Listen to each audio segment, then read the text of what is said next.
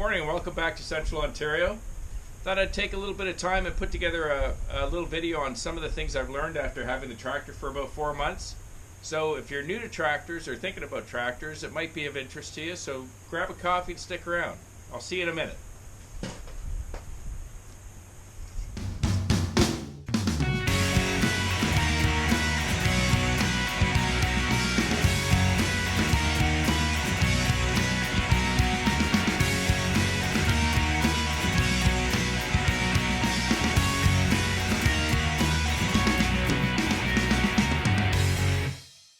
Thanks for joining me. As you folks know, I'm not a tractor expert.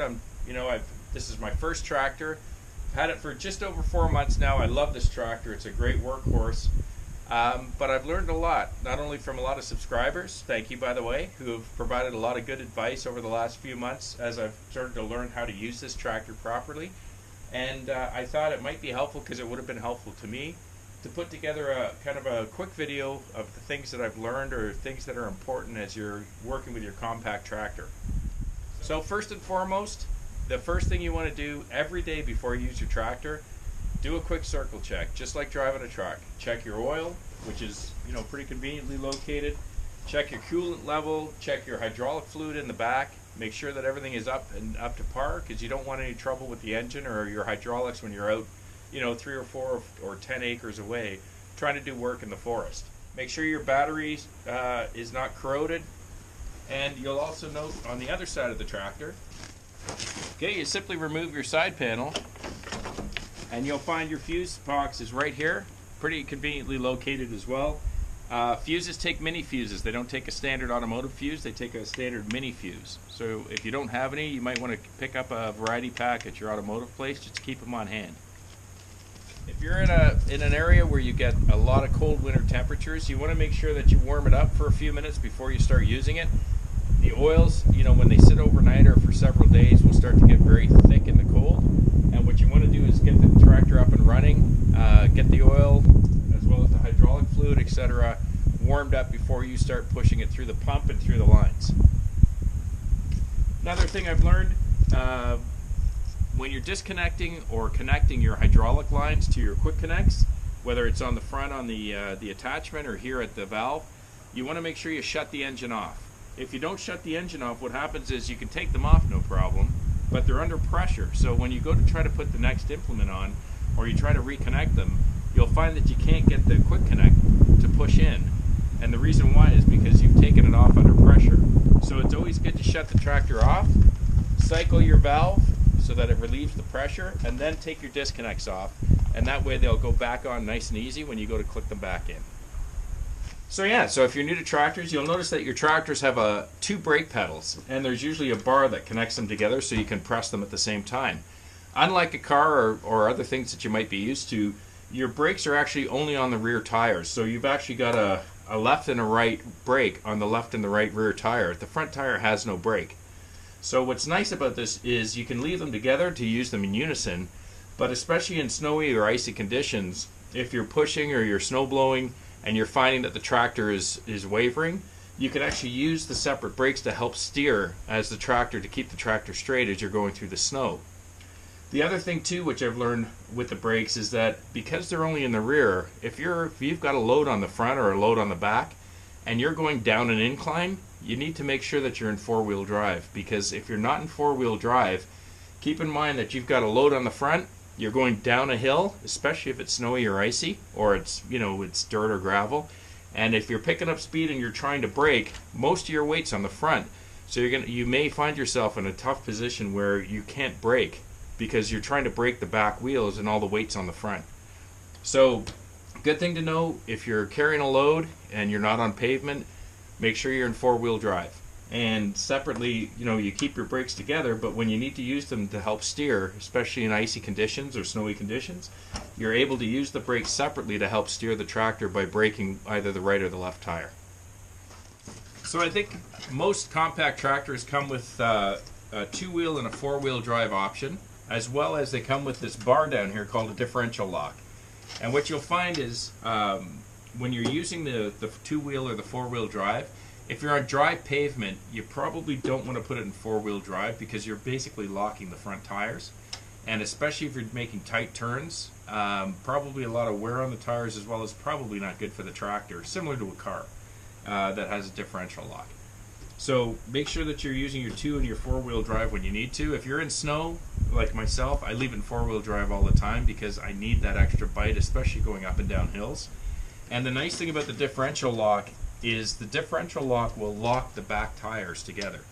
And what I found, I've only used it twice, but both times, once I was in the mud and once I was on a really icy, snowy hill, a very steep hill, and both times I had 4-wheel drive engaged and I was still slipping or not able to get out of the mud. I pressed down on my differential lock, locked the back tires, immediately pulled me right out of the mud without trouble.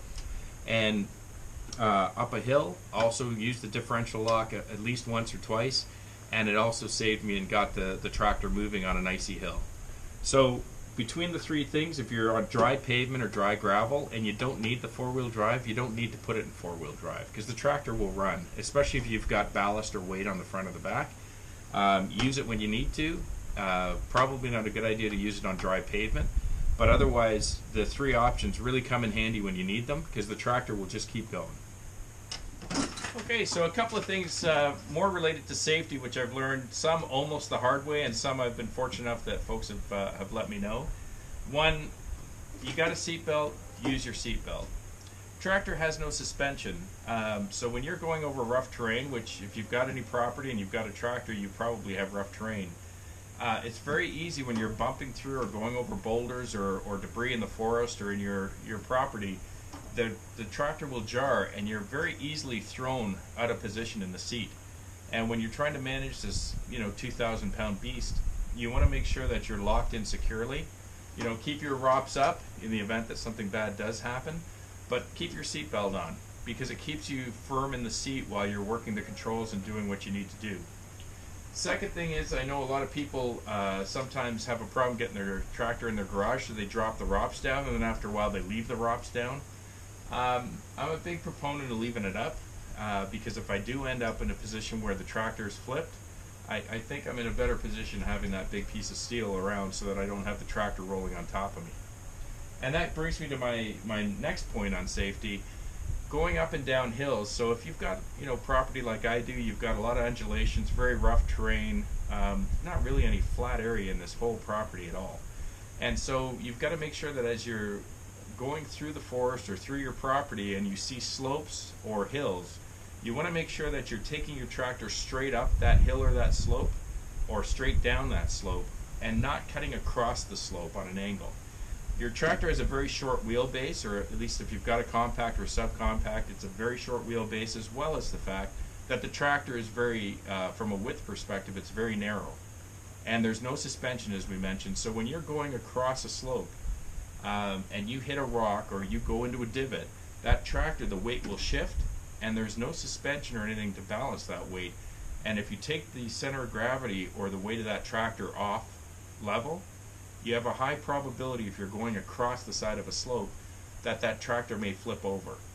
So what you want to do as you're going through your property is make sure that as you see the slope or the terrain changing, make sure you're changing the direction of your tractor to make sure you're hitting it head on or you're going down it head on so that you're at a 90 degrees or you're perpendicular to the slope. But you want to make sure that if you're carrying load on this tractor that you keep the load low to the ground. Mistake I made when I first got the tractor is I'd grapple up or I'd dig a big bucket full of gravel and lift the gravel up and then start driving with it. And what you'll find is because of the tractor and the low center of gravity and the weight of it, when you throw 800 or 900 pounds up high in the air and you start rolling through uneven terrain, you're going to find very quickly that the tractor will lose stability. So what you want to do is grab your load and then take your load back down towards the ground as whatever is as low as reasonable, so that you can make sure that you keep the weight down to the ground and not up in the air. Hey, so another thing that's come in really handy is work lights. I'm not sure why tractors don't come with work lights just built on them. I know you can get the dealer to put them on after the fact, usually using a U-joint or some kind of a contraption to get them wired in. But if you're anything like me, especially in the wintertime, night comes quick and you end up out in the forest or out doing work and it gets dark quick. And especially with a big machine like a compact tractor or subcompact or larger, you want to make sure that your area is well lit so you can see the ground around you as well as what it is you're doing with your implements. And so I'd strongly recommend you get work lights and put in good work lights. If you've been watching my channel, you probably saw that I initially started out with a very small 400 lumen work light, which I thought was going to be great, and realized very quickly on the first night I used it that there was just not enough power or light, or lumens, I guess they call them, in that work light to be able to see properly at night. Was fortunate enough to eventually find some LED lights.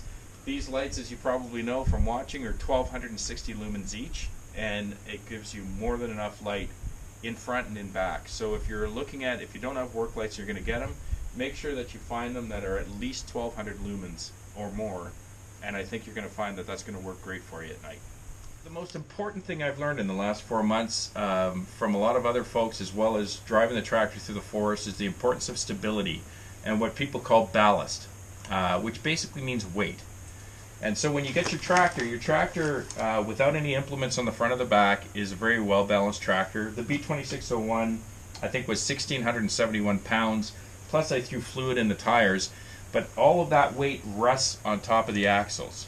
As soon as you throw weight out the front on the loader or on the snowblower or whatever you're throwing out there, or you attach an implement on the back 3-point hitch, you're now throwing that weight off balance because you've got weight on one side and not the other. And so what I learned very quickly about stability and the importance of having weight is that if you're going to throw, for example, 400 pounds on the front, you need to throw 400 pounds on the back. And the reason why is because if you don't, the tractor becomes unbalanced and unstable. And I'll give you a perfect example of that. I was going up the big steep hill, and for those of you that watch the channel, you know about the big hill. Last week I was trying to snow blow that driveway, and I could not make it up the hill at all. I got about 80% of the way up, and the tires are spinning. I had the diff lock going, and then I realized after about the 5th or 6th try that I had a 460-pound snowblower on the front of the tractor, but I only had a 285-pound snow blade on the back.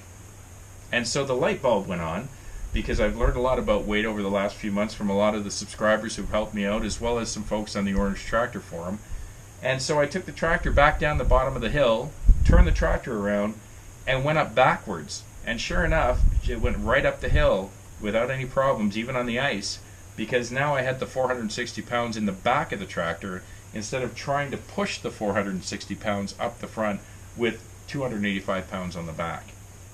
I've also found myself in the forest without any ballast on the back of the tractor, and very easily when you've got a bucket full of gravel or aggregate and you're going over rocks and hills and divots in the ground, you'll start to find that the wheels are actually coming off the ground on different sides of the tractor because you've got all this weight sitting in the front and nothing to counteract that weight in the back. So the most important thing I've learned is if you don't have an implement for the back to counter the loader or your front end implements, then get a ballast box, fill it with aggregate, make sure you have 350, 400 pounds hanging off the back of the tractor to help counteract the front so that the tractor will remain stable on the ground. Okay, well thanks for joining me. I hope for new tractor owners or people thinking about a new subcompact or compact tractor that was helpful. I appreciate you sticking around. Have a great week, and we'll see you again.